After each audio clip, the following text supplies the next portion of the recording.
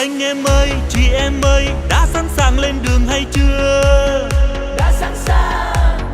Đôi tay đau vỗ lên đi, trong Giêsu rộn ràng tiếng ca. Anh em ơi, chị em ơi, đã sẵn sàng lên đường hay chưa? Đã sẵn sàng. Đôi tay đau, trái tim đau, trao cho nhau một trời thân ái.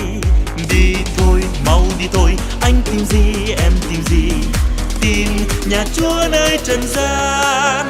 Tìm Giêsu, tìm nụ cười, tìm tình người trong tình yêu Chúa. Tìm Giêsu, tìm cuộc đời, tìm lại mình trong tình thương Chúa. Tìm Giêsu, tìm mặt trời, tìm lòng người luôn bừng ánh sáng. Tìm Giêsu, tìm nước trời, trong hân hoan hy vọng nơi Chúa. Anh em ơi, chị em ơi, nào chúng ta lên đường.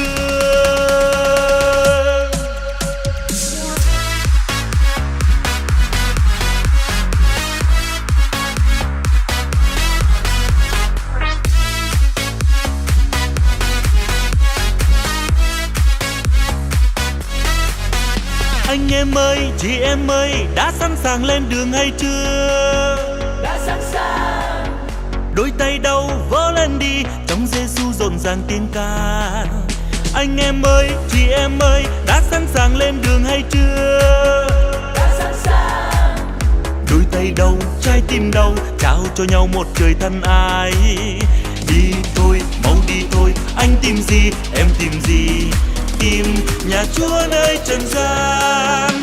Tìm Giêsu, tìm nụ cười, tìm tình người trong tình yêu Chúa. Tìm Giêsu, tìm cuộc đời, tìm lại mình trong tình thương Chúa. Tìm Giêsu, tìm mặt trời, tìm lòng người luôn bừng ánh sáng. Tìm Giêsu, tìm nước trời, trong hân hoan hy vọng nơi Chúa. Anh em ơi, chị em ơi, nào chúng ta lên đường.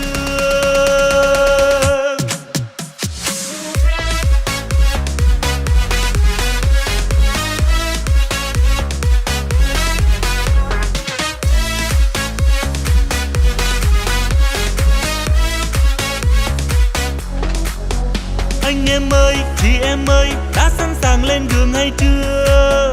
Đã sẵn sàng. Đôi tay đau, trái tim đau, trao cho nhau một trời thân ái.